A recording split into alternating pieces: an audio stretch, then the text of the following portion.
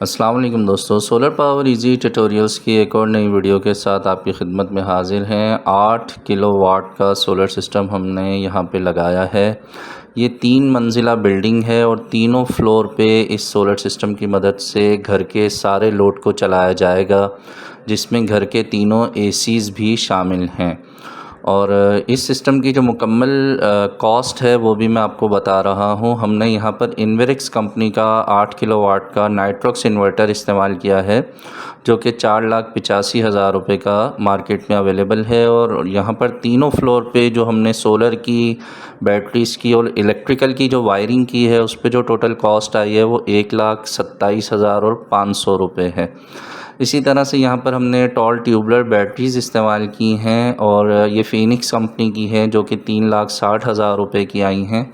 ये इलाका ऐसा है कि जहाँ पे लोड शेडिंग होती है, तो इसलिए यहाँ पे बैटरीज़ ज़रूरी थी।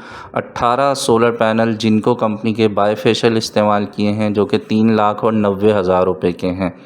और इसके साथ यहाँ पे जो गार्डर का फ्रेमवर्क किया गया है, इस पर जो टोटल कॉस्ट आई है वो 2,70,000 रुपये है।